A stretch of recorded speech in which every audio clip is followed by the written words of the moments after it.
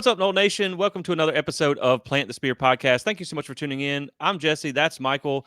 And we got a couple of different sports to talk about. Baseball is hot right now, Yes, they basketball are. moving on in the ACC tournament.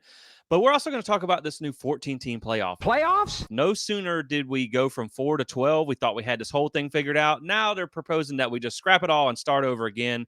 And there's a little bit of money hunger. It's like hungry hippos at the playoff table. Everybody's trying to grab the biggest pot of the money. So we're going to get into all that today. I think you guys are going to enjoy the show. But first up, Michael, thank you for joining me. How are you, my friend? I'm good, Jesse. Thanks for having me back on, man. Yeah, we're thinking the off season is going to be, dead and boring and not much to talk about. But man, it seems like every other day, something with college football, something with the basketball. Obviously, the baseball team is hot. Yeah. Softball team, they're trying to find their stride. So good enough stuff to talk about. Yeah, most definitely. I mean, it's been a really fun time. And we'll start with Lincoln the boys giving us something to really be excited about this offseason, man. Yes. Baseball is off to a 15-0 start, third best start in program history. And last night was really now again, this 15-0 start doesn't mean anything unless they go out and win in conference play, which Correct. starts this weekend against Notre Dame. And they got a tough That's schedule. right. You got Duke, who just wore out Wake Forest. You got Wake Forest, who was the top ranked team at one time. You got Clemson, who's ranked. You got a really stiff ACC schedule. So they're going to have to prove it continuously. But last night was really a huge test for this baseball team. They had Florida, who came into the season top 5. They were number 8 when they played. And to be honest, I think Florida's not quite as good as their ranking. They've already lost 6 games now. But I think when you looked at the baseball team, it was like, was 14-0 smoke and mirrors because they beat a lot of really bad teams? That's right. Were they going to get exposed, or were they going to kind of really show everybody that they're a true contender? And last night, man, they gave Florida all they could handle. I mean, I know the final score was 12-8, and Florida scored 2 runs with like 2 outs in the bottom of the ninth. That they kind of got some things to clean up. I mean, they're not perfect, but they wore Florida out. And I mean, to get a top 10 win, D1 baseball, if you're watching this episode, rank us. Because rank us now, right now, because they deserve. Boo Corrigan must be working for D1 now that he's in retirement from the committee. Boo! But I mean, maybe they keep us unranked and we keep the chip on our shoulder versus the pressure on our back. But at the same time, those guys have earned it. And so a 15-0 start with a win over Florida, top 10 win, was huge. I think it really showed them that they can compete on that higher against higher tier teams. I think that's good for the momentum and the confidence of this team going into conference play. So, man, I'm super excited about what baseball is doing right now. The offense is one of the best in the country. I mean, they basically don't walk on the field unless they're going to put up 7 to 10 runs. That's right. They put up 12 on Florida last night. So this was a really big statement game for them. They're moving Connor Whitaker back to the Sunday starter spot. So you got 3 really deadly starters that you like on the mound. The bullpen's looking good, and the offense is great. And they finally proved it against better competition. So, man, I'm really, really excited about the direction that this baseball team is headed in. And hopefully they can find their way out to Omaha. I think that, let's start by making a regional and competing in the ACC. But, man, it looks like this team is for real. Yeah, I think coming in, we were all hoping. I think every one of us Florida State fans were hoping that in Link's second year we'd start to see some progress. And then as they got started and they got really hot, you thought, okay, but this hasn't really been against like any proven team, any team that has some real firepower. Right. And then they come into this game and they beat Florida. And I know Florida, they were 10-5 when they came in, but Florida's a really good team. And Florida State had them on the ropes. I mean, going into the 4th inning, Florida State was up 7-0 after the 4th inning, or middle of the 4th inning. Like Florida State was up 7-0. And then, yes, of course, Florida scores 5 in that inning. But then again, Florida State's pitching just shut them down, and then you didn't really see anything happening until the 8th and 9th inning of the game. I just thought they played well. The bats were alive. I thought, that the pitching was great, except for those couple of innings there. I mean, this team is starting to actually show that there is significant progress happening. And again, like you said, as we get into ACC play, it's going to be, what are we doing there? Are we seeing the same kind of progress happening? Look, they're going to lose some games. It's going to happen eventually. Maybe it's going to happen eventually. Maybe not. We could, has there been a college baseball team go undefeated? I don't think so. I don't think so. That's a lot of games. So listen, Florida State could be the first to do it, but Probably not likely, but Right. what you want to see is a continued growth, that they're continuing to learn how to win different games, close games, blowout games.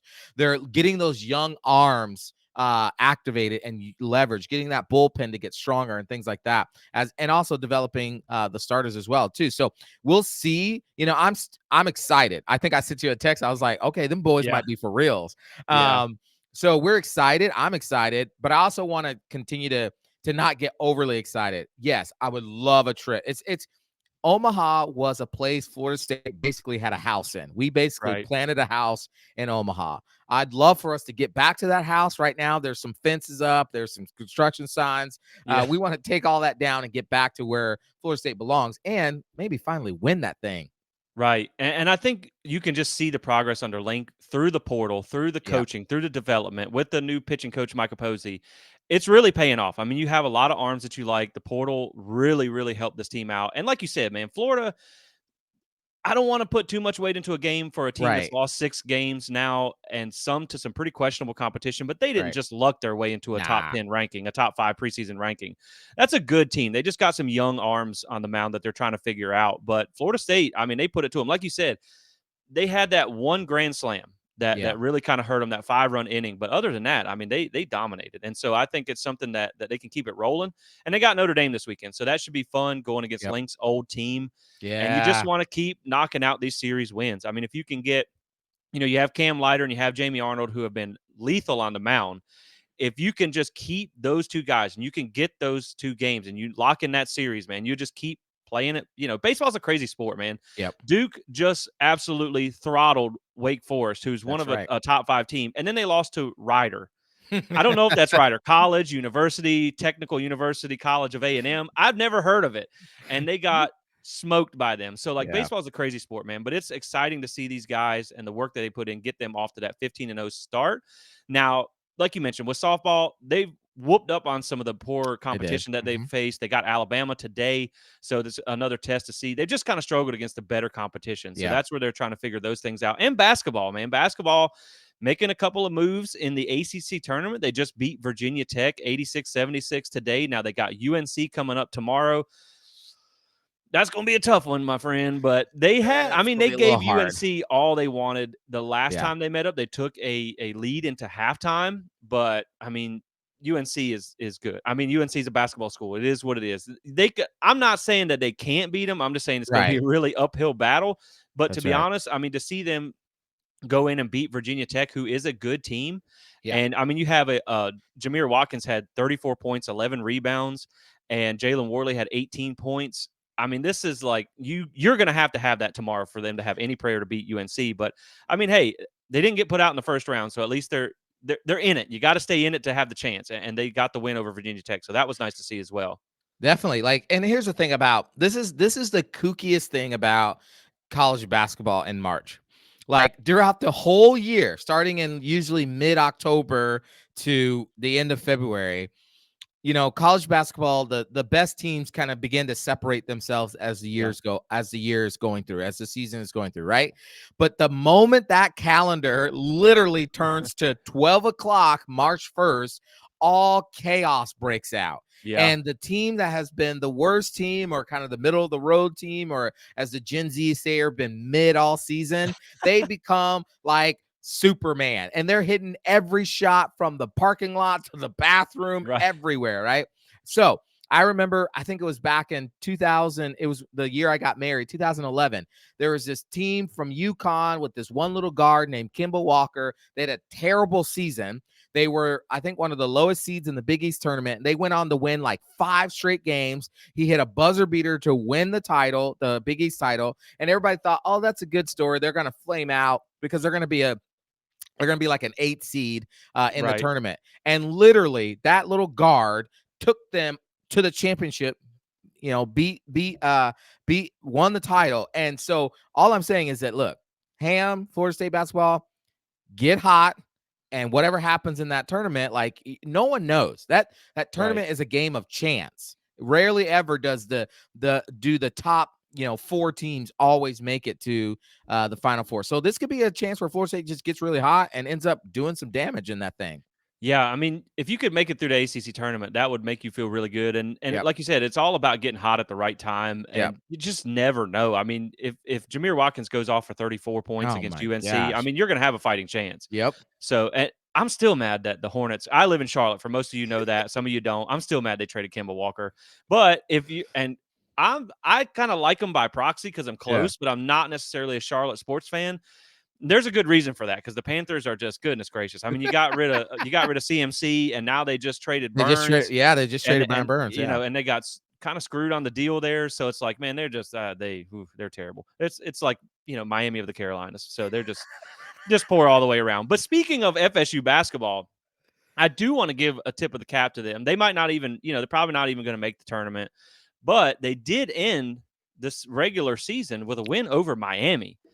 And that right there, exactly. So got to give those guys props. They swept Miami this year, and that makes it, man, it's been a pretty sweet time to be a Florida State Come on. Seminole. When you look at the last just recent history here, I know we went through the down period in football. It was a tough time.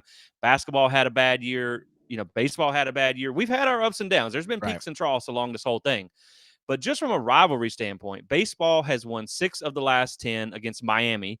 Basketball has won 12 of the last 13 against Miami. That's pretty insane. They might not be good, but they're good against one team, and that's really all that matters. That's all that matters. Right. Football has won 6 out of the last 10. And I threw this one in there just for fun. Soccer, FSU soccer, which we know is a dynasty, has won Right. 21 out of 23 meetings against Gosh. Miami. Now, when you talk about that big baseball win last night in Gainesville, first off, that was the first time that they have won in Gainesville since 2016. So that was good to Wow. see them get over that hump. Now, basketball has won 7 of the last 10 against Florida. Baseball doesn't have, they have the overall series record. They don't have the win and the record in the last 10, but they're starting a new series now. We're turning over a new leaf. Right. That's right. And we get them 3 times this year, so hopefully we can get a new streak going there. But football has also won 7 out of the last 10 against Florida. So man, it's really just been a sweet time to be a Florida State Seminole in these rivalries against Miami and against Florida, and just kind of owning the rivalries. That makes it fun no matter what happens throughout the season. Of course, you want to go on and win a national championship in every sport, but that makes every season a little bit sweeter because the games against those two teams matter a little bit more. And, it's funny. I saw a thing the other day. We were talking about this before the show where Josh Pate from whichever network he's from, I think 247, was talking about Miami. And there was a graphic that came about the most hated teams throughout the history of college football. And I still think 2013 Florida State is pretty high up there, but they were talking about the Miami teams from back in the day and how they were one of the most hated teams in the country. And he's not wrong. He's not wrong. I mean, they were good, they were arrogant, and they could back it up. So they nobody liked Miami back in the day except for Miami fans.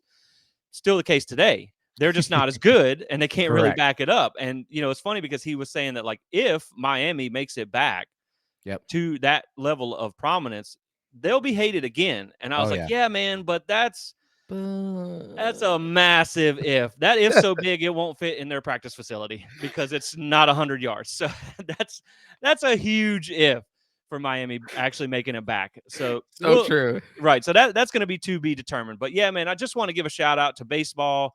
And of course, basketball doing some work in the ACC tournament. We want to, we've been trying to cover a little bit more of all of FSU, and I think those guys deserve the shout out. So absolutely, really, really excited to see where the season goes for baseball, and hopefully, softball. I know they've been up and down, but you got to trust Lonnie Alameda, and they'll get it together. Yeah, absolutely. And really with softball, it's really just around the pitching. That offense is electric. Oh my gosh. They can score at will. It's just getting those young arms. We talked about this in a previous show. It's that we knew that with Sandercock leaving, with the other ones that left, like we knew this was going to be a development year of those arms. And I think as the season goes on, I have all the faith in Lonnie that she's going to be able to get those arms. I mean, she was a pitcher herself. She was a pitching coach for a long time before she took over Florida State, and so she'll be able to get those arms, get them up to going, get them in the right space. And then I wouldn't be shocked, Jesse. I would not be shocked if that as we're going into the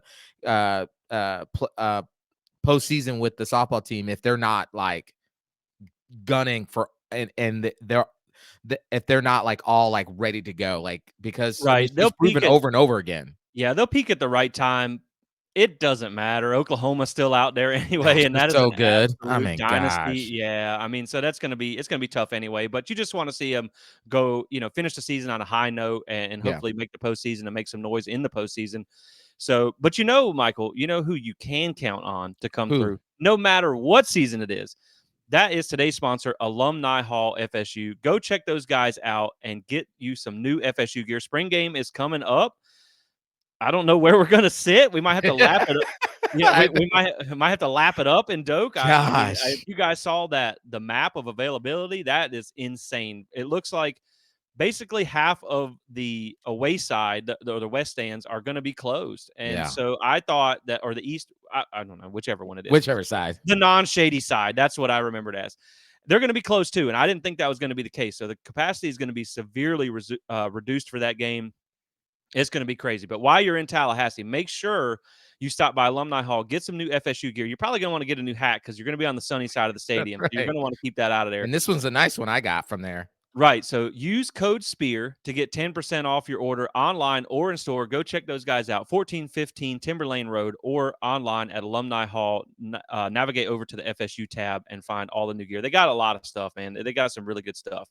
So now let's talk about this playoff situation here. It is ever changing. I mean, it went from 4 teams to 12 teams. We were like excited about 12 teams. Looks like that's only going to be for about 2 years, and then they're going to revisit things in 2026 with the possible expansion of a 14-team playoff. Now, this doesn't necessarily seem like an expansion for the good of the playoffs. This seems like an expansion for the good of two conferences. Correct. This is basically putting a couple extra chairs at the table for the head of the household. And Correct. we were talking about this kind of sidebar before the show. This is a difficult topic to unfold as a Florida State fan, as a Florida State media outlet. Because on the one hand, it sounds kind of, pardon my French, kind of sounds like a dick move by these two conferences to basically just come in and say, we want all the money, we want all the spots, and we don't care if you like it or not. But when you look at the results, and one of the things that they had released was that the SEC has put out 40% of the playoff teams throughout its inception. Now, granted, is that due to a little bit of rankings bias and things like that by ESPN and the media and things like that? Sure, it possibly is. Right. That doesn't mean that 21-22 Georgia, 2019 LSU, that all those teams were extremely dominant. They were going to win anyway. Absolutely.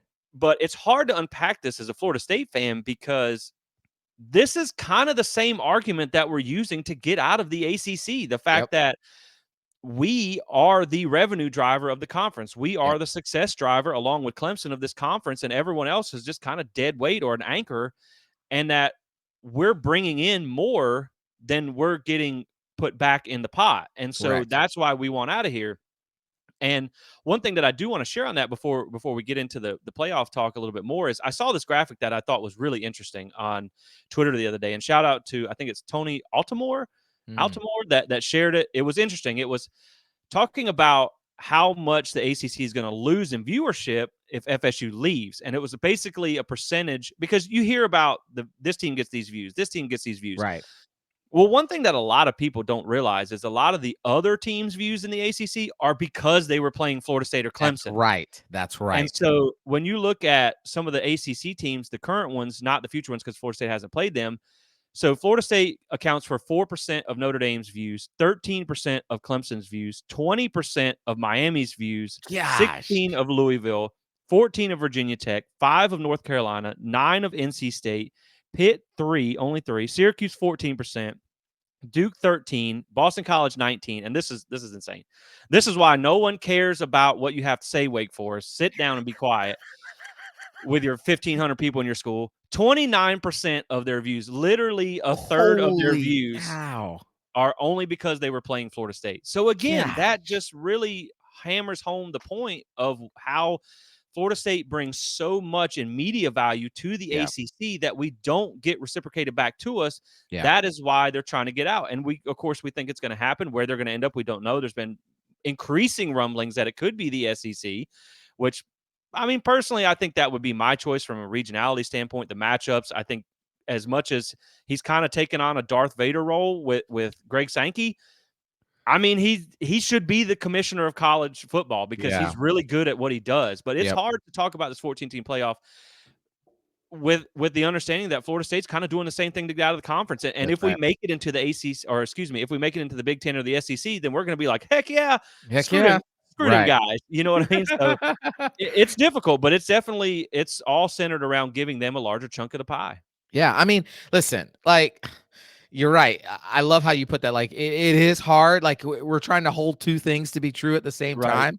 Like, we're so ticked that, like, the SEC and the Big Ten would, how dare they ask for more of the pie? How dare they do this? They think they're the best thing since sliced bread or whatever. Exactly. But then on the other side, we're like, how dare the ACC doesn't let us out because we're the best thing since sliced bread and we should be getting all this money, right? So it's like, it is hard. But, man, listen, like we said in the pre-show, you can't really fault Greg Sankey and the Big Ten commissioner. They're doing their job. They're doing what they're supposed to do. Right. Unlike Jim Phillips for the ACC, who's literally sitting back there, just twiddling his thumbs, thinking, "Oh, look at the Olympic sports and how good they're doing. They're doing awesome. That's the ACC."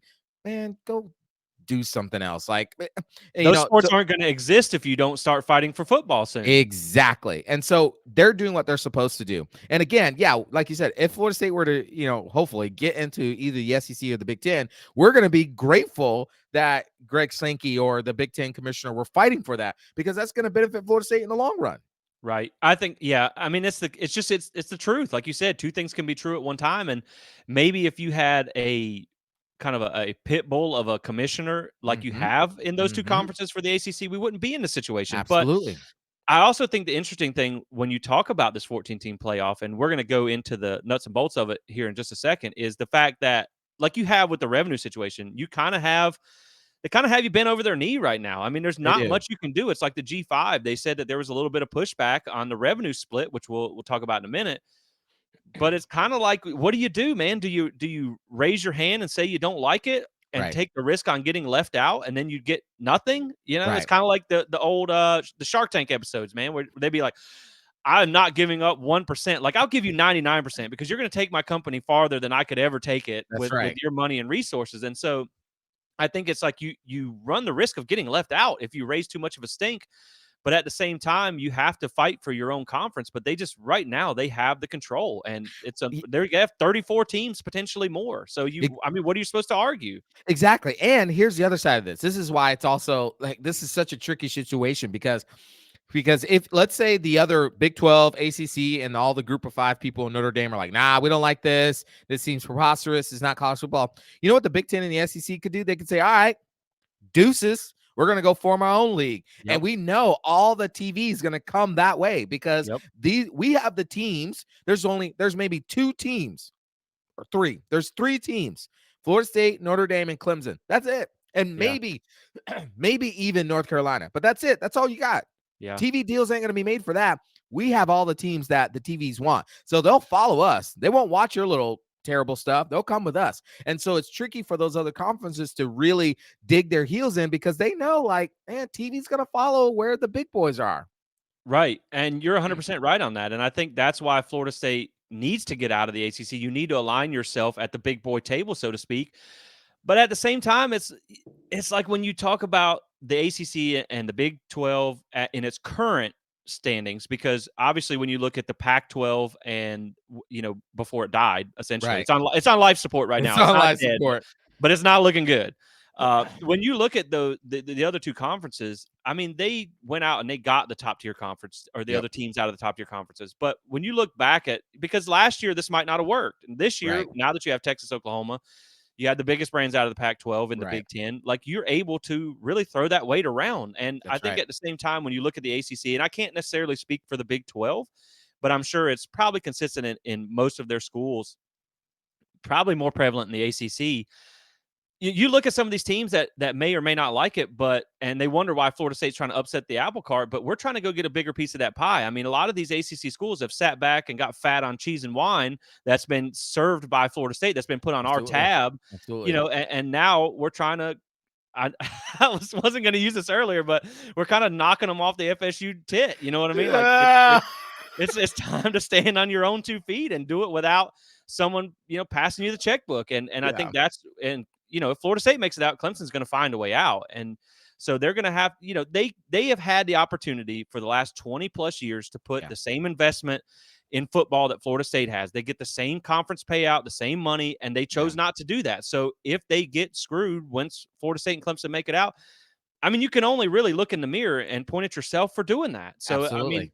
you made the bed. Now it's time to lie in it. Absolutely. So, And what frustrates me the most about this all, and I know we're going to get into this playoff, but this is part of the whole conversation, is the fact that, when Florida State was telling everybody, hey, we've got to get the heck out of this place. Like it is, we're drowning over here. We won't be able to compete with the big boys in 5 to 10 years because they're going to be at least 30 million every single year ahead of us. So you add that up, we're looking at almost $300-400 million more money than we do over the next 5 to 10 years. We got to get out of here. And everybody and their grandma was like, oh, Florida State's ruining college football. Florida State's they're ungrateful. And then now the SEC and the Big Ten are literally saying the same thing. We need more money. We need more money. And people are like, man, kudos to them. Look at them. Like they're just doing what they got to do. Like, oh man, that is like that is the kettle calling the pot black, man. And it was the same thing when Texas and Oklahoma joined the SEC. It was the same thing when everybody joined the Big Ten. It was like, oh, wow, this is cool. Look at these power conferences. Florida State tries to make it out. And it's like, oh, you're the devil of college football. And it's like, no, man, we just want a bigger piece of the pie like everybody else because we have a forward-looking administration. We're not just trying to sit back, like we said, and get fat off the free lunch. Correct. Yep. You want to go out and get that bigger piece. And I know the argument was when you look at last year, everybody's like, okay, well, you competed without being in those conferences. That revenue gap is pretty mild right now. It's going to get really, really bad in the next 5 to 10 years. You could be looking at a $50 million gap in the next 10 years. So it really hasn't started to hurt you right this particular moment because Florida State does really well in off-field revenue generation, non-TV money, basically. And so they've been able to keep up. But once that gap widens, you're going to have to figure out a way to keep up. And I mean, you could have a situation where, say, this turns into players are paid, they're employees, and the schools can pay them. Oh man, that poaching coaches and stuff like that. I mean, it's gonna change the game. And I mean, they've already told you with this playoff format that they look at it as there are 2 power conferences. There are 2 kind of power conferences, mid conferences, like they're the legacy add-ons. You only get in because you've been around for a while. Exactly. There's the third that could be dying. We don't know if they're going to be around or not. And then you have kind of the rest. So it's like they want to get the Thanksgiving dinner. They want to pass the Big 12 and the ACC, the leftovers, and then they want the scraps to go to everybody else. We don't want to eat scraps. We want to get at the table. And I think what's important to realize is some of that does sound, it might come off as a little arrogant when you're talking about Florida State looking at other ACC schools. Who in the ACC has ever competed for a national championship besides Florida State and Clemson? I know Virginia Tech was good back in the day. They've never won one, but they competed back when they were in the Big East. Georgia Tech has one, but that was a split one. Right, and like Miami, they won a lot, but that was in Big East days. That was not since being in the ACC. So you just look at, there's 2 teams in this conference that try and compete at a different level than the other teams. Correct. And so that's why they're so, hell-bent on getting out of this conference, whereas the other teams are kind of pissed off because they realize the free lunch is about to come to an end. That's right. And the thing is, this is why I really appreciate Michael Alford and Richard McCullum, because what they saw, which was great, and Mike Norvell too, so give credit to him too. But what they saw was what we're talking about today, this 14-team playoff. They saw it coming, and they knew if that came, if the playoff expanded, you knew the SEC and the Big Ten were going to want more money. And so they're like, no, we can't wait until after this is all said and done. And now we're not even getting scraps. We're getting the crumbs that are from the trash bag as you're taking it out to the trash can. We have to be at the dinner table. So kudos to them. Do it.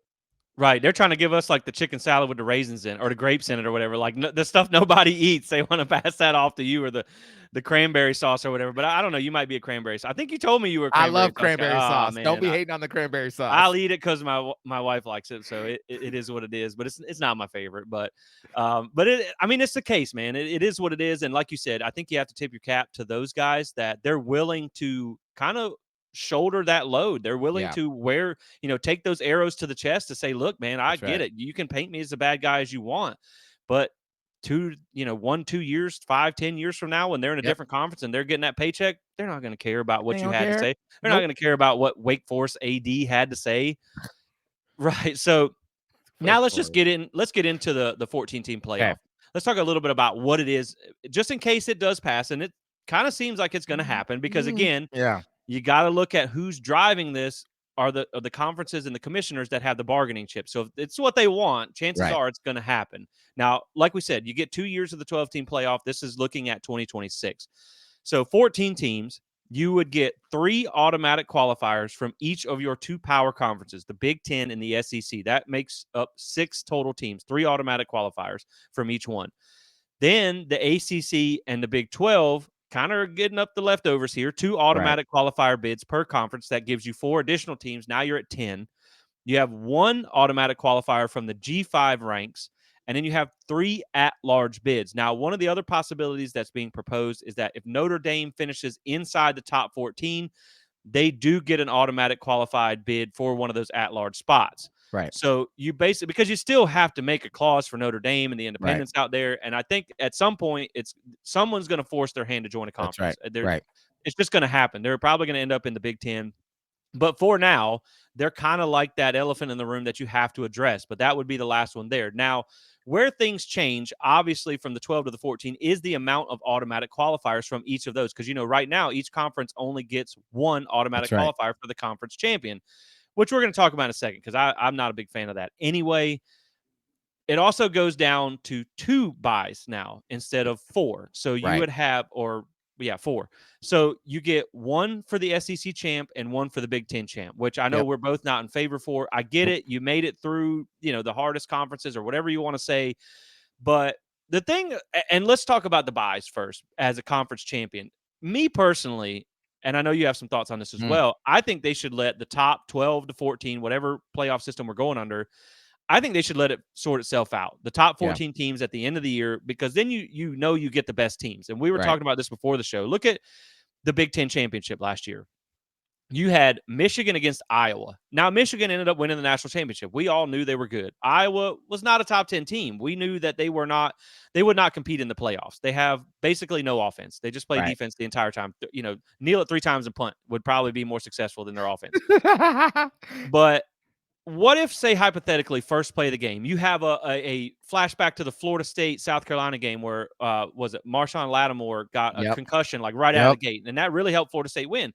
Say you have a situation where J.J. McCarthy or their running back Blake Corum were to be out on the first play of the game. He's going to be available for the playoffs. Doesn't mean they're a bad team. Just means they're at an uphill battle in this game.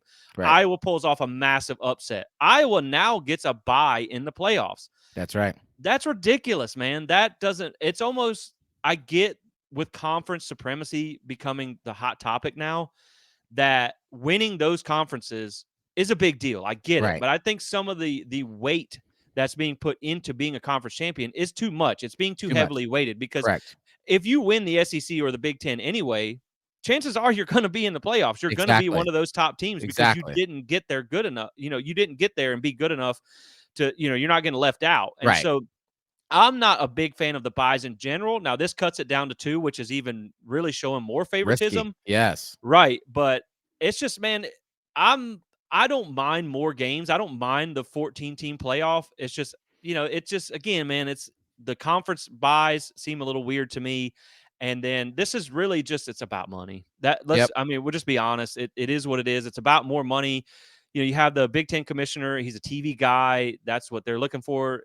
The SEC commissioner, Greg Sankey, like we said, I mean, he's just really good at what he does. I mean, he's changed that conference from the get-go. So I don't blame them for fighting it, but it's all about money, and they're just going to Correct. do whatever they can do to line their pockets even more. But at the end of the day, I mean, at least the playoff system is going to be expanded and going to be there. But I think it just further, like we've already talked about 100,000 times on the show, this further emphasizes why Florida State needs to get to one of those 2 main Power 5 conferences.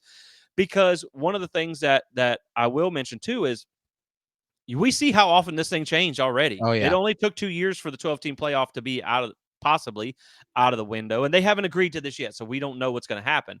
Right. But if further conference realignment happens, who's to say this doesn't change again? Who's to say that the ACC and the Yep. Big 12 are now fighting for 1 automatic qualifier bid, like a G5 or something like that? Because an ACC without Clemson and Florida State, they kind of don't deserve more than 1. Yep. Yeah. Absolutely. No. And here's the thing. Like This always gets me a little fired up, so I'll try not to be too fired up. I agree that the SEC and the Big Ten, at least over the last 8 years or so, however long the playoff has been here, the SEC has put in 40% of the teams. Now, again, you could make an argument, which if you want me to, I can make a strong argument that is based off of all of a national perception that it's the strongest league.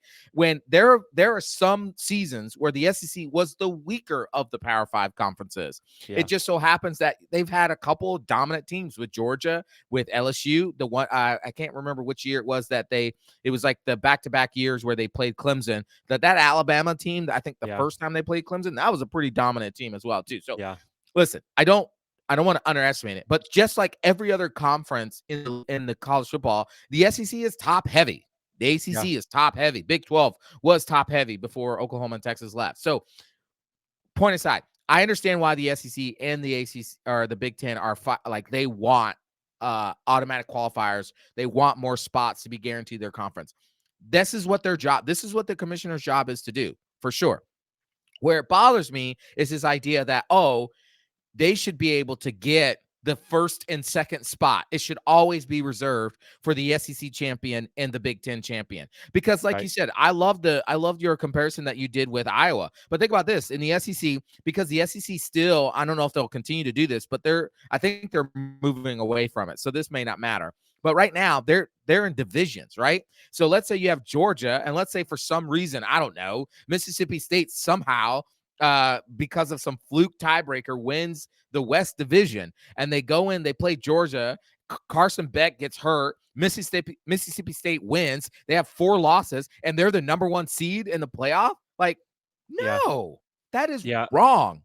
It should go to the top 2 teams, period. Because again, if you go back to, and this is something that they used last year with the strength of schedule and all this stuff that goes into these rankings, where if you play the tough schedule, you're going to rise to the top. The cream's going to rise to the top. And so you're probably not going to be a 1 to 2 seed unless you have won against good competition. Correct. And I mean, maybe they just need to end up going to like the basketball does with like the Big Ten SEC challenge and things like that. So you can kind of cross-pollinate the conferences and figure it out. But yeah, I'm not a big fan of just guaranteeing only 2 to those particular conferences. Because what if you were to say, hypothetically, again, Florida State stays in the ACC for another year or 2, and they're in there in 2026, and they go through, and because, keep in mind now, we got Alabama and Georgia coming up on the schedule. Correct. Chances are those games might not even get played if they go to 9 conference games. It is what it is. Yeah.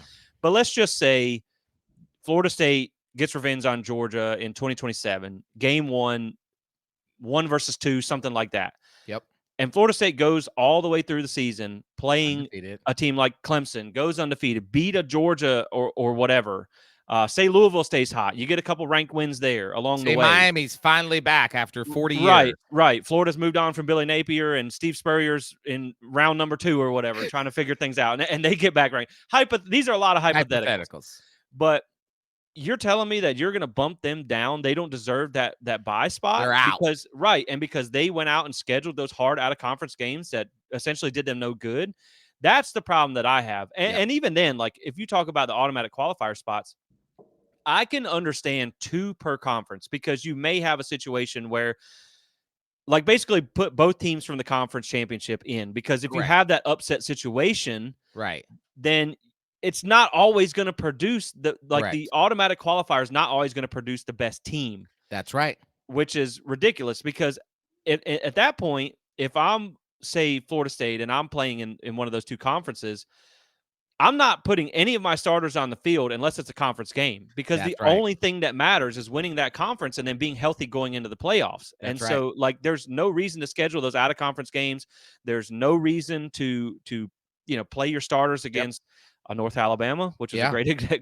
Great example. Like there's no point in doing that. And again, I just think the other thing too that you got to talk about with this is the season continues to get longer. Yeah. And with players' rights becoming more on the table, where do you draw the line at too many games? Because you're already 15-0 now. Could be with a new playoffs 16, 17. I don't even know how many games you got to win to get there. But at what point for player safety? Because the thing is, what's funny is they argue for so long about player safety. But then when it comes to money, let's just add games and, we'll figure it out later. Who cares about the risk because we're getting paid more? At what point do you start kind of cutting the fat from the schedule to make up for these extra games? I mean, we were talking before the show. You could easily say, look, Florida State never, ever in the history of ever needs to play North Alabama. It just doesn't need to happen. Right. There's no benefit for it other than getting depth players some reps. But as everybody knows, those games float the athletic budget for those schools. And so should those schools be basically put out of business because of a money grab by two power conferences? I don't think so. I don't love the games. I think they're kind of pointless, but I understand there's a reason that they do it. Yeah. You also look at, okay, well, if we have all these automatic qualifier bids, maybe we just don't even need the conference championship anymore. But I implore you to go look at, I think it's Sports Media Watch, and go look at the numbers for the conference championship games. Those views, that viewership is off the charts. So are you really going to cut that out too? Because again, keep in mind, this is all based on TV money. That's not going to happen either. So at some point, you're going to have to figure out a way probably to trim the schedule down. And they may not, but it just seems like this is becoming a lot of a lot more games to be played, and in a time where you're fighting for player safety, it seems counterintuitive. Yeah, I mean, so like think about this, Jesse. Okay, if you don't make it to the conference championship, if you don't make it to the conference championship game, but you're in the top 14, so you get in the playoff, you're going to play 16 total games. Okay, which was the old NFL season. If you make it to the conference championship game and lose, but you're still in the top 14, you're going to play 17 total games. That's a lot.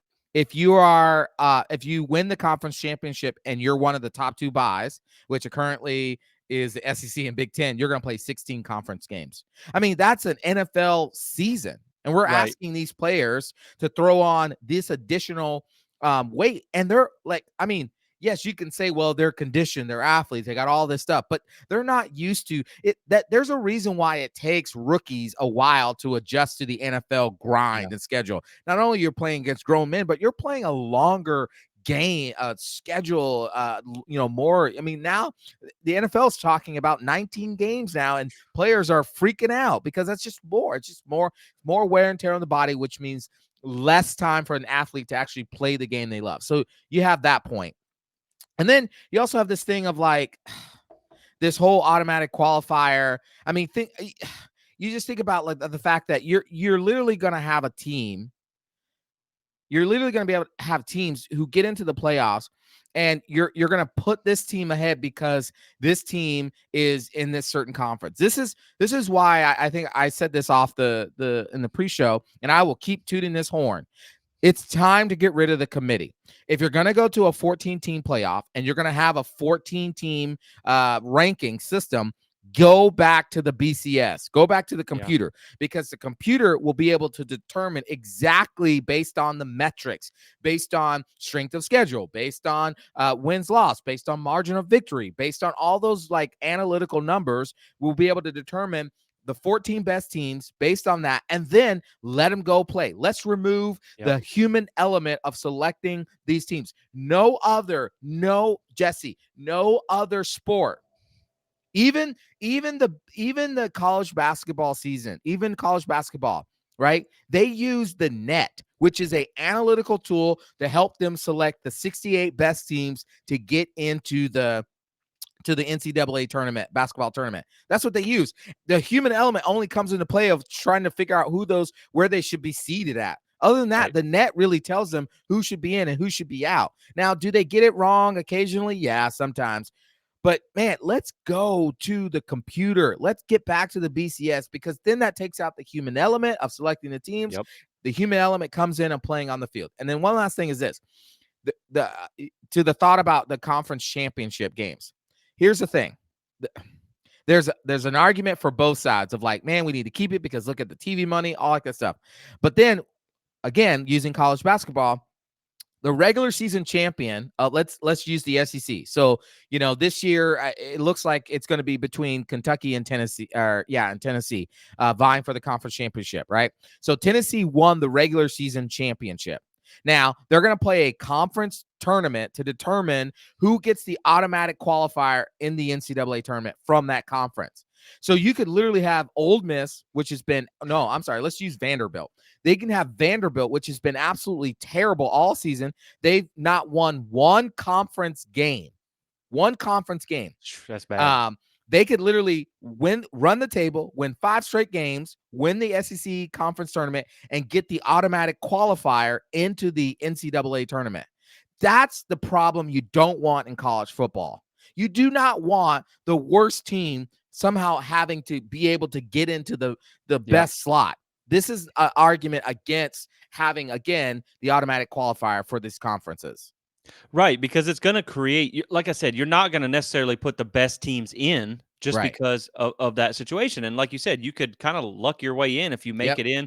I think what's going to happen is you should end up going to like the Big 12 used to do, a round robin type of tournament because that whole basketball situation is weird. It's wild. And as someone who I watch basketball, I don't follow it too closely. I'm always like, what if we have a regular season champion? Do I celebrate this, or do we do, or should I wait and celebrate the tournament? I'm like, are we the ACC champion or not? It doesn't make any sense.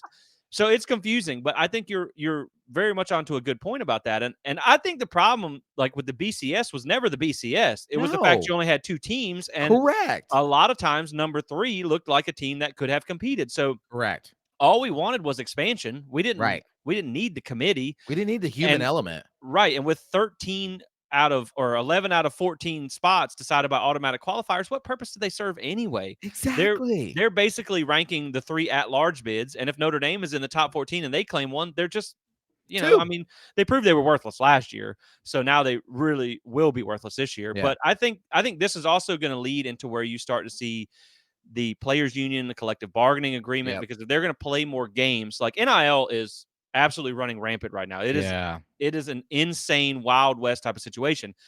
That doesn't happen for everybody. Yes, of course, the quarterback that's making $2 million a year, like people talked about Carson Beck playing in that Orange Bowl. There was rumor that he was making about $3 to $4 million to come back. Your butt better be playing in that Orange Bowl. Absolutely. Right. But at the same time, the left guard for whatever the third best team in the Big 10 or whatever, they're not making that same money, but they're taking the same risk. So I think that's where you're going to have to get everybody to the table to say, look, everybody needs to be compensated for this extra. If we're going to be playing 17, 16 games, the NFL, they're going to go to 19 games. They're going to want more money too. Because like you said, these are athletes, they're conditioned. And hey, as a fan, I'm not ever going to complain about more football. I love the idea of more football games, but I mean, like we said, it's a physically demanding game. Injuries happen all the time. It's easy for us to say more football, and you watch them run out there and do what they do, and get up and play the next play. Like, I always laugh, man. I laugh. Side note, when I watch these things and I see what these players do, and you're like, get up, or whatever. Come on. If I went out my front yard right now and took off full speed, first off, I got about 10 good yards and I'm gonna be winded, and I just laid out for a pass and jumped, I'm going to need an ambulance. So it's like, when you get 30 plus, you fall down. That's a you're not sure if you're going to get up or something's going to be hurt for a while. So like, I love that you gave yourself 10 yards. I give myself maybe 5 yards, maybe. And the moment I tried to go jump for a pass, I can just see my hamstring just going and then being like, nah, you're done, son. Both ACLs are completely out the window. So, I mean, it's easy to say that as fans, you know what I mean? But it's a tough ask on players' bodies and stuff like that with some of the turnarounds that they'll have in the playoffs too. Yeah, and now here's what's curious, Justin. And I wonder if you can explain this for the viewers: is how does Notre Dame fit into this whole thing? Because it's a little tricky for them in this top 14. It is, because Notre Dame is obviously sticking to their guns on remaining an independent, but because of Notre Dame's history, they get treated differently. Now, you just saw UMass join the conference. They were one of the independents because they kind of see the writing on the wall. UConn is still the other independent. I'm not going to say elephant in the room. They're more like a mouse in the room because they're not very important. But at the same time, I think provisions are made for Notre Dame because of the brand that they have. Like, because when we talk about the bargaining chips, in the same vein as what we just talked about, where the G5, you kind of have to pony up and just deal with it, or you're going to get left out.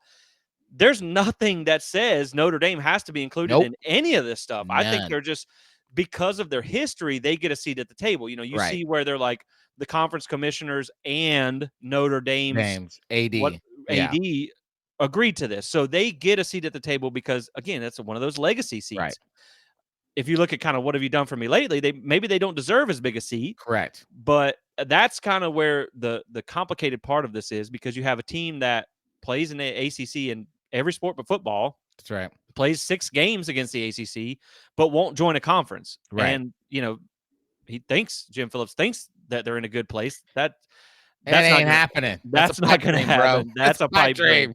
If they're joining any conference, it's the Big Ten. Let's just be honest. Exactly. And so it's just that because of their history, they're the elephant in the room that you have to deal with. And I think that's a good point to transition into the revenue part of it too, which kind of adds Notre Dame in there as an asterisk as well. Now, I will say this, when you talk about these conference teams and stuff like that, I understand why you put the automatic qualifiers from the Power Four, and essentially who knows what's going to happen with the Pac-12. Right. But I mean, you want to see the opportunity to have upsets, but upsets are pretty rare. Like it's hard to envision stuffing the playoffs with 3 G5 teams who didn't play anybody through the regular season. They're going to get smoked. I mean, it's what happened. They let Cincinnati in the playoffs. They got smoked. Yep. It happens, but it's rare. And so I think when you look at the other thing I was going to say too, to your point, was this is why college football as a whole needs a commissioner. We need a Roger Goodell. As much as everybody hates him and everybody picks on him and wears the clown nose shirts and stuff like that, you at least have somebody who's looking out for the good of the game. Correct. Because, what if you were to come in and say, all right, well, the AFC teams have decided that we're going to up our salary cap by $50 million a year. Whew. And the NFC says, well, I can't afford it. Well, tough. You know what I mean? Yeah, and that's not the way it works. That's not what the NFL is about. That's why you have a commissioner. The problem is right now you have an AFC commissioner and an NFC commissioner. Really, you almost have like the division commissioners. Right. But there's no one looking out. There's no steward for the game. And so that's what's allowing it to run off the rails. So they need that as well. But talking about the revenue options, this is the other thing that is kind of comes with this playoff territory. Now, the important thing to remember about the revenue is this seems like it's pretty much a done deal. Now, they could agree to this as soon as this week. That's what reports say, regardless of what the TV turns out, regardless of whether it's 12, 14 teams, whatever, the revenue division is going to be different regardless. And it sounds like it's pretty close to passing. So the newly proposed revenue split puts the Big Ten and the SEC, and I will say that the ESPN – the numbers that they were talking about for throughout the next contract, which is I think 12 years or something like that, is $1.6 billion. Man, that's a lot of friggin' money. So like when you talk about a percentage here, 1 to 2% could be millions. I mean, this is a significant amount of money. But the Big Ten and the SEC are looking at getting anywhere from 25 to 30%. The ACC and the Big 12 would be left to divide 15 to 20%. The G5 would get 6 to 10%, and Notre Dame or other independents could be guaranteed up to about 1%. So you have the asterisk in there for Notre Dame, but it actually kind of sounds like the G5 wasn't happy about it. They had their own commissioner meeting on the side to kind of talk about how, but again, you are the smallest voice in the room, so there's not a whole lot you can do about it. Like we talked about, the SEC has produced 40% of the playoff teams, and that is not something that Greg Sankey let go quietly in these meetings. He said, look, we are responsible, and it is the truth. But the one thing that I do find interesting about this revenue split is there is a clause that has already been, I think, unanimously passed to where they will reevaluate the revenue and all that stuff based on results of what's going to happen from now until then, the 12-team playoff 2 years, and then the 2 years that you would have in the 14-team playoff. In 2028, there is a clause that they would reevaluate everything to see how this is working out, to see if we need a bigger chunk of the pie even further. They might want to take even more. My God. There's also another possibility in there to move that date up. It is in the clause based on further expansion, which, if you read between the lines, tells you that they expect further realignment to happen. So that tells me they're expecting the ACC and the Big 12 to, maybe not the Big 12, but I've seen some crazy things, man. I've seen a lot of rumors now where they're talking about the Big 12 might get raided a second time around with like Kansas State and some of those programs. Oklahoma State could end up being somewhere different. So you could still have these two other Power 4 conferences continue to get raided, and then you got to kind of shuffle the deck and start over. Now, that's not a bad thing. I mean, it's not from an aspect of, if you're a Florida State fan, you make it into one of those, you Right. want more money. I mean, obviously. So which is why you can be mad, but you can only be so mad at these two conferences. But at the same time, if you already are getting the biggest piece of the pie as far as spots, you're getting the biggest piece of the pie as far as revenue, and you could kind of chip away at that even further in the future. At what point do you just move away and have the two super conferences, or form, tell Right. the ACC and the Big 12 and everybody else, look, y'all sort it out. Y'all You know, figure it out. put everybody up on a draft board, and like, you pick this team, you pick that team, and do what you got to do, but y'all have to form a conference, because it's going to be two against everybody else. And I think at the end of the day, when the music stops, Florida State needs to be in one of those two conferences, not named the ACC or the Big 12 or anything like that. There's no point in moving laterally to the Big 12. Yeah. But the revenue is interesting, man. I mean, the rich are going to get richer, and the rest of the conferences are going to continue to suffer, because if they already haven't caught up to those two conferences, how do you expect that gap to ever narrow if you're giving those other two conferences more resources and more opportunities to compete at the higher level? So that's why, to me, Florida State has to continue the fight to get out of this conference, because you see the writing on the wall. Yep. Everyone talks about the ACC, or Florida State is the bad guy for essentially trying to kill the ACC. The Big Ten and the SEC are trying to kill everybody else, and so you Yeah. have to align yourself with the future of where college football is going. And the ACC they're looking like more and more like they're going to be left out of that picture, or at least be, a really small part of it. Yeah, I mean, this is wild. The numbers that we're throwing around here just seem, I mean, just crazy. Now, Yeah. this is why it's crazy to me, because in the current setup financially, Power 5 conferences get 80% of the revenue, 80%, which the most recent data that I found, each Power 5 conference got $79 million to split between all their teams. Okay, 79 That's a million. lot. So that was a total of 400 million. It was $395 million. So almost $400 million between the Power 5 conferences. You know how much the G5 got to split between all their conferences? $105 million. Okay. So 20%. So the split was 80-20. This is why the G5 is mad, because if they go to this new model, they're not getting 20%. They're getting half of that. They're getting half of that. So you're looking at a little over $50 million, like $52 million loss to the G5, right? So of course they're going to be ticked off. Like, what? We lost money in this deal? And the other two conferences have told the ACC and the Big 12 that you're basically a de facto G5 team now, or exactly. a conference. Well, they basically said, okay, the current G5 team, you're not really like Division 1, and then ACC Big 12, you're like the new G5, right? And then the Big 10 and SEC. And so you think about that, and then Notre Dame got 3.89 million, so they get the 1%. So in this new revenue model, you're saying 25 to 30% of, let's just say again that, let's say the numbers are similar. Let's say because they're probably gonna get most of it. So let's go to the top of the food chain there. That's 120 million of the 400 million that they got. That leaves 280 million to be split between the Big 12 and the ACC. So literally the SEC and the Big 10 are going to take in a huge chunk of money individually. So you already got that. Then you got the 15 to 20% going to the ACC and the Big 12, which literally leaves 6 to 10%, which is like nothing, maybe $50 to $60 million to split between all the rest of the G5 conferences, the Mid-America, the AAC, whatever the other ones are, the Sun Belt, all like that. You're talking only 60 million to split between 7 or 8 conferences? Right. Man, and even then, nothing. The numbers are going to go up, because you're essentially tripling the amount of games. Correct. So the revenue is going to go up. But again, regardless of whether they might make more than the numbers that you shared, because the revenue went up, it's still the percentages. Correct. And you're still going to have those big conferences. If the numbers that you just shared, if the dividing line between the conferences is the gap, should I say, is so wide already, I mean, how do you ever expect them to compete?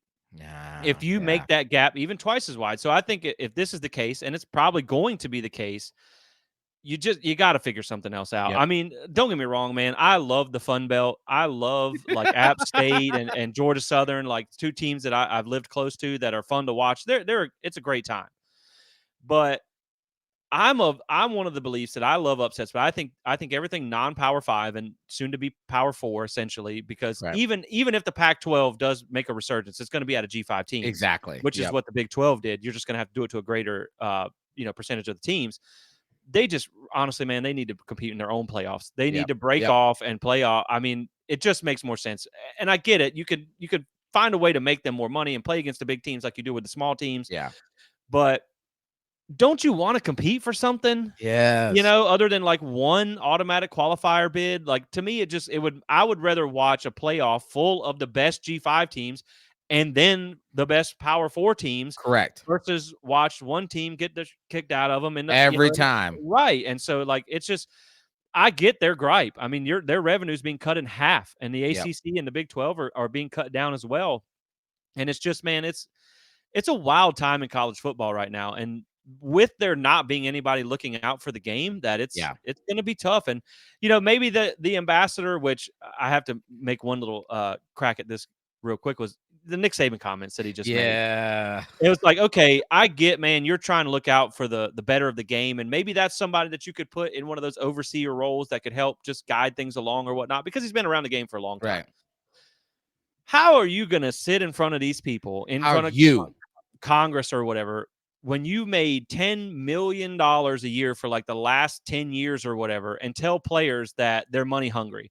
Like, exactly. After the first $100 million you made, you could have been like, hey, you know what, Alabama? I'll just work for like $100,000 a year. I don't really need money. I mean, you got lake houses and beach houses and all this, and you're going to tell these players that they're money hungry? Like, that is the ultimate pot calling the kettle black. Oh, so my gosh. It's just ridiculous, man. It's the times have changed, and I feel like we're in one of those times where college football is modernizing to the times at hand, NIL and player rights and things like that. And all that is good, but the framework hasn't caught up yet. Nope. Like the city that I work in has blown up in population over the past few years, but the infrastructure is not there. Yeah. You see a lot of 2-lane roads in a city that shouldn't have 2-lane roads because it's so massive. And I feel like that's where we're at with college football right now.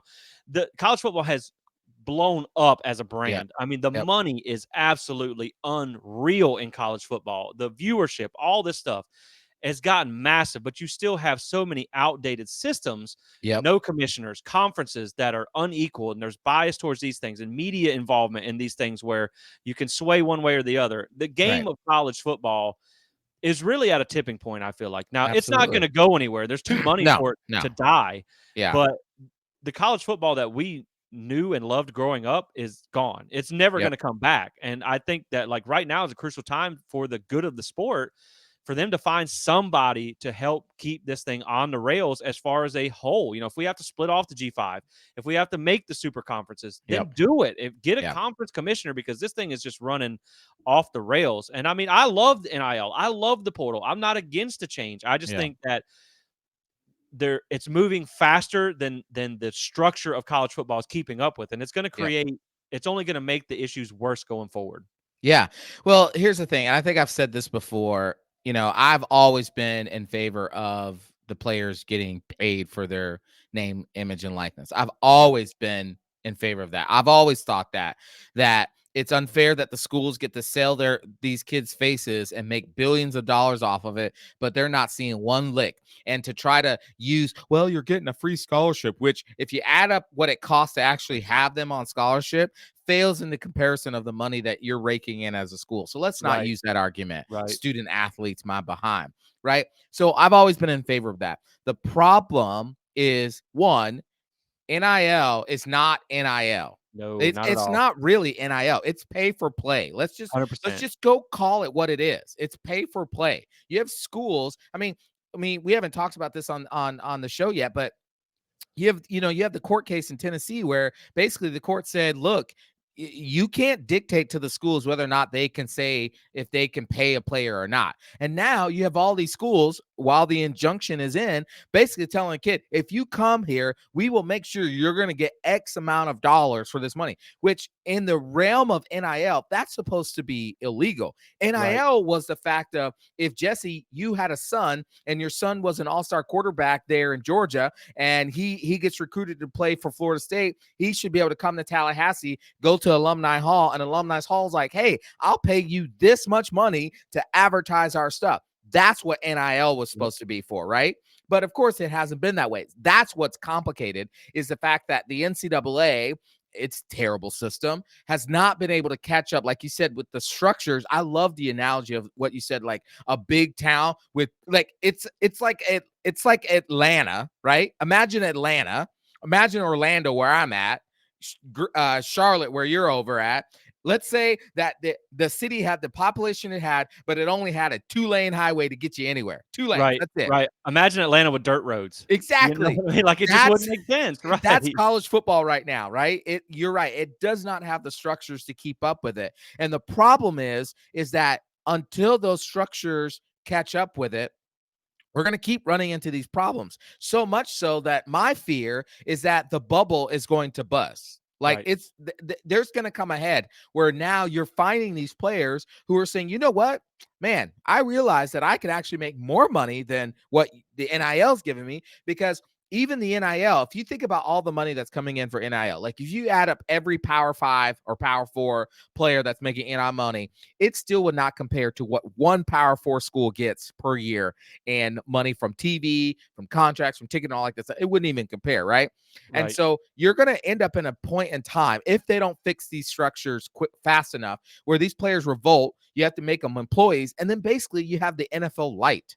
And I'm just going to be honest. I love the NFL, but I don't love it more than I love college football. And if you turn college football into NFL, you're going to lose some fans, which then will pop the bubble even more. Right. You already have a version that does it better than what you do. And it's a more passionate, pageantry-filled sport. And so that's what you want to see. But you're right. It is pay for play. It's not anything else. And there's no guardrails on it. And the really the craziest thing about it too is, with the current NIL laws that the schools can't pay players, the fans are funding it. So the schools are still raking in the money, not paying the players, and pocketing all the money, and then complaining about money issues. You know, like with the Saban issue. You know, it used to be McDonald's bags and Dodge Challengers, and like he wasn't mad at all when every player that signed with Alabama all of a sudden, posted a picture of, committed to Alabama with a Dodge Challenger, with a Hellcat in the background. That was perfectly fine. Now everybody else can pay, and now he's pissed. Now he's mad. Yep. But like you said, it has gotten out of control, and I think you need to turn it into if you don't get control, you need to turn it into the player, right? Turning them into employee situations so you can pay and you can get rights for them, and everybody can figure this whole thing out. But the schools, I think it's tough to get them to budge on that, because then it's coming out of their pocket. Now, again, you just put your NIL money back into the boosters, and you just rework it that way. But yeah, I mean, it's a complicated issue, and you just, like you said, you worry about the future of the sport, because as it stands, and this is something that we mentioned earlier, you cannot be mad at conferences, teams, programs, whoever, down to whatever, players down to whatever level. You can't be mad at them doing what's best for their interest. And with no one to check them or whatever, I mean, there's no end in sight. There's nothing stopping the SEC and the Big Ten from continuing to run over the rest of college football. Now, essentially, with the whatever they call it, the alliance that they formed, essentially, if you just eat all, if you Pac-Man everything, you just eat all the dots, then that's all that's left is just two main conferences. And then you basically have your AFC and your NFC, and that's what you have. And then you just it would just be like it'd be like if the NFL had a G League that they actually let play against the teams. And it doesn't make any sense. And so I think they got some things to figure out. But, as a whole, with the 14-team playoff, it looks like it's coming. I will say the good of it, the positive, besides more football, is I do think you have more emphasis placed on the regular season games. That's right. Because you will still have a fighting chance. You probably won't ever have another Orange Bowl situation where you take one of the most, esteemed games in the sport. So New Year's Six Bowl, this used to be like the Mecca outside of the national championship, turned into basically a shell of a game, a sham of a competition where no one wanted to participate. With those being playoff games, you lose that. So that I think is a positive benefit out of it. But it's just, man, times are changing, and I think if you are in the SEC and the Big Ten, you're all for it. You're excited about it. Yeah. If you're not in one of those two conferences, you're probably kind of sitting on you're a little nervous right now. You're kind of watching how things play out because you realize this could end up really kind of just regulating you down to the the slums. Yeah. I mean, it could be like, what is it in Major League in the European soccer? Like you get relegated basically. Like, please go down. Bye, Vanderbilt. Except with these, you still have to compete against the good teams. Exactly. And it's funny, speaking of Vanderbilt, I actually saw a thing the other day when I was reading up on some of this. Someone actually said, and this guy is one of those where you just predict the end of the world, and eventually a broken clock is right twice a day. That's right. So I'm not even going to give him the credit of putting his name on the air, but there was one thing that was proposed where the SEC was actually even looking at paying Vanderbilt to get out. Which they're good in baseball and they help their APR with the academics, so that would help there too. But that was actually a proposed scenario, and I was like, that would be kind of crazy. Which is one of the perfect examples of why this is so messed up. Is that you have a team like Vanderbilt who has never won anything in anything, and other than baseball, and it sounds like basketball, they suck at basketball too. They could potentially be making $30 to $50 million a year more than Florida State and Clemson, who have combined 6 national titles. Right. It's just insane, man. Now listen, I'm not a conspiracy theorist. I mean, unless you start talking about mountains and out in California, then I might listen to you real quick. But I would say though that if I'm the SEC, if I'm Greg Sankey, right, and I'm thinking how do I make my conference the most money? And I look at my conference from top to bottom. What's the program holding me back? Right out. I mean, in the money maker business of football, Vanderbilt is holding me back. Why not take Vanderbilt out and put a Clemson and Florida State in, right? Why not take out, I mean, who else? Mississippi State. They'll never win a national title. Vanderbilt will never win a national title. Why not take them out, put them in, and now you can actually renegotiate because now there is no floor. There is no floor to your conference. You literally have the best 20 teams in the conference in all of the college football outside of Ohio State and Michigan and USC, Oregon and Washington, Washington, right? Yeah, maybe 8 to 10 teams, and that's really what the ACC runs into. You have a couple of good ones, and then you have Boston College, who does absolutely nothing for the conference. Miami, they're another bottom feeder that doesn't seem to do much for the conference. But no, I agree, man. It's just I think that's something that we have not seen yet in conference realignment. That's going to be interesting. At what point do you see a team booted? At what point do you see Northwestern or something like that, Illinois or something if you haven't won a conference title in 20 years, Miami. When do you get kicked out? When do they look, we want this team to come in and we have to split the revenue X amount of ways, and you're going to take a piece of that revenue and not contribute. You're out of here. Correct. It's something we haven't seen yet, but like you said, man, it's not off the table. There is nothing that says you cannot be booted from a conference. Listen, did you ever think when you were a kid watching Florida State growing up, did you ever think you'd see USC in the Big Ten or Washington or Oregon? Did you ever think you'd see Oklahoma and Texas in the SEC? Did you ever think that you'd see Texas A&M in the SEC? Did you ever think you'd see SMU and Cal and Stanford in the ACC? My point of all that saying is this.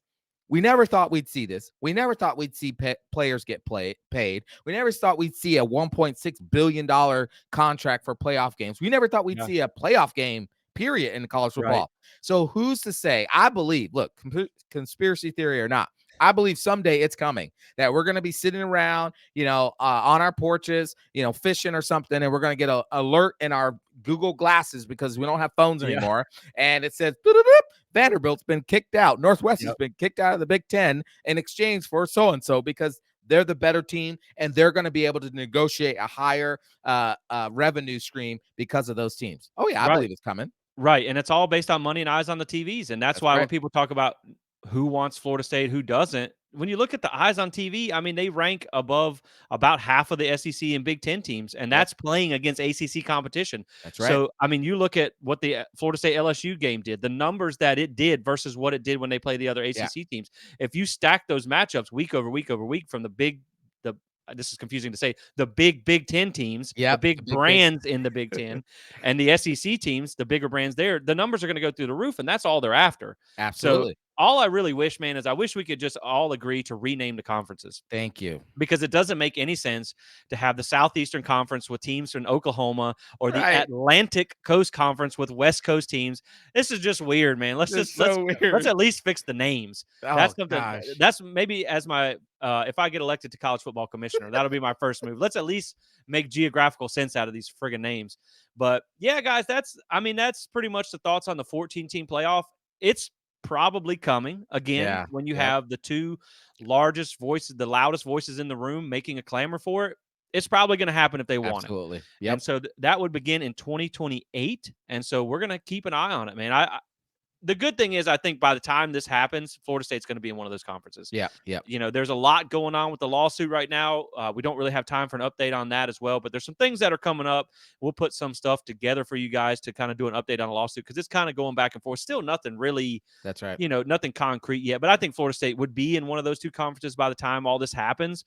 But man, it's just the I way agree. the game is going. And so that's pretty much our thoughts on that. We'll kind of start to wrap it up here. I do want to let you guys know that Friday we will be recording our spring preview, kind of what we're looking for coming up into the spring session that starts next week on Tuesday, I believe it is, on the 19th. So we'll be talking about some interesting insights to what we'll be watching for throughout the spring session. It's exciting. Get our first look at everybody in pads and kind of see what this team's going to look like for next year. Yeah. So make sure you stay tuned for that. Also, go check us out on social media. Get in on the conversation. We've been dropping a lot of stuff, talking about some baseball, which, again, we're really excited about. Want to give those guys a tip of the cap for the season that they've had so far, and really excited to see how they do in ACC play. So that's coming up this weekend against Notre Dame. So make sure you stay tuned for that as well. Basketball tomorrow against North Carolina may be over by the time you're watching this. They might still be playing, and it still might be over. But hopefully we wish them luck as well. So as always, guys, we just appreciate you guys tuning in and supporting us throughout all the years. Michael, I'm not 100% sure. I was going to kind of calculate this before I said anything. If you've listened this far, please drop a like and subscribe. But I think we're either at or coming up on 100 episodes of the podcast. Oh, big time. So it was either this one or maybe the next one, but we'll figure it out and I'll let you guys know. But yeah, I mean, this wouldn't be possible. I just want to take 1 second to say this wouldn't be possible without everybody out there listening and everyone who likes and shares and subscribes and reads the articles on the website. Yeah. None of this would be worth it if it wasn't for you guys. So absolutely. If this is 99 or 100, we'll maybe figure that out for next episode. I wanted to do something a little big for the 100th episode, but I'm not sure if this is it yet. I have to do a full-on count. But I do just want to say that I appreciate you guys throughout the years, just watching this thing grow and everything. Michael, I appreciate you coming on and helping us take this thing to a next level. And just looking forward to continuing the climb, so to speak, as an outlet ourselves. And we really enjoyed it. And like I said, it's all possible because of you guys, and we do it for you guys. So, of course, thank you guys so much for tuning in. And Michael, I'll let you share any final thoughts. Yeah. Just to echo what you said, Jesse, man, we're so grateful for you guys who are watching, who subscribe, who chime into the chat, who get in the conversation, whether it's on Facebook or Instagram or Twitter. Man, we're so grateful for you guys. This is for you. Like, we're fans, we're diehard fans, right. And so we thoroughly enjoy this. But man, we're putting this out there for you. And then again, of course, I know I've said this before, Jesse, but man, this wouldn't be possible without you and your leadership, your vision for Plant the Spear, your willingness to sacrifice hours and times, the research, the writing, the website, the coaching, the leading our team, our staff, and just helping to bring like some of the best content for Florida State athletics and especially Florida State football that's out there. And so, man, I'm grateful to be a part of your team and excited for all that we're going to be able to do in the upcoming years. Most definitely, man. I appreciate it. And 2024 is going to be a good year. 2023 was great. And I just know, we're going along the lines of Mike Norvell in this program. We're here to stay, and things are only getting better as time progresses. So that, guys, we'll wrap it up here. Again, check out Alumni Hall. Support those that support us. Get 10% off your order with code SPEAR. Thanks for watching. And as always, go Noles. Go